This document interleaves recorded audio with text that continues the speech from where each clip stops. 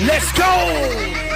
Aku buka cerita kisah Sultan Pemurah. Ramai tertanya-tanya siapakah gerangannya. Ada bilang Bang Sueb, ada bilang si Kajak. Susah betul mau tegak, pening kepala otak. Kisah ini bermula first kena bagi singa. Terkejut aku terkentut sampai tidak terkata. Dari 13 orang pengikut Sultan Pemurah, sekarang sudah ratus ke padu macam super saya. Bila Sultan masuk level mula gegar di hati. Dengan salam permulaan lepas singa diberi. Ada siapa tidak senang mula rasa terharu. Moga Sultan mewah rezeki serta sehat selalu. Sultan yang pemurah dikongsi ikhlas dari hati. Tidak kira lawan besar atau kecil dia badi. Aku hanya mampu doa moga kita semua sehat. Aku harap suatu hari dalam surga kita rehat.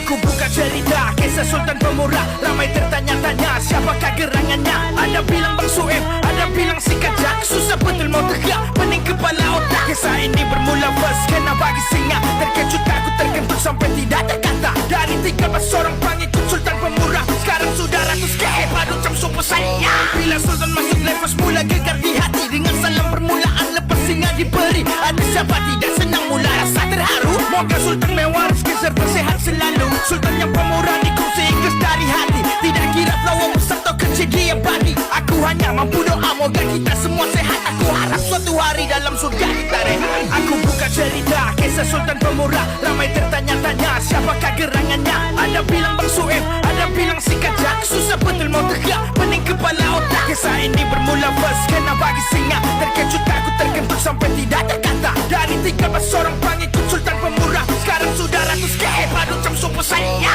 Bila Sultan masuk level mula gegar di hati. Dengan salam permulaan lepas singa diberi. Ada siapa tidak senang mula rasa terharu. Moga Sultan mewah rezeki serta sehat selalu. Sultan yang pemurah dikongsi ikhlas dari hati. Tidak kira lawan besar atau kecil dia badi. Aku hanya mampu doa moga kita semua sehat. Aku harap suatu hari dalam surga kita rehat. Aku buka cerita kisah Sultan Pemurah. Ramai tertanya-tanya siapakah gerangannya. Ada bilang Bang Sueb, ada bilang si Kajak. Susah betul mau tegak, pening kepala otak. Kisah ini bermula first kena bagi singa. Terkejut aku terkentut sampai tidak terkata. Dari 13 orang pengikut Sultan Pemurah, sekarang sudah ratus ke padu macam super saya. Bila Sultan masuk level mula gegar di hati. Dengan salam permulaan lepas singa diberi. Ada siapa tidak senang mula rasa terharu. Moga Sultan mewah rezeki serta sehat selalu. Sultan yang pemurah dikongsi ikhlas dari hati. Tidak kira lawan besar atau kecil dia badi. Aku hanya mampu doa moga kita semua sehat. Aku harap suatu hari dalam surga kita rehat. Aku buka cerita kisah Sultan Pemurah. Ramai tertanya-tanya siapakah gerangannya. Ada bilang Bang Sueb, ada bilang si Kajak. Susah betul mau tegak, pening kepala otak. Kisah ini bermula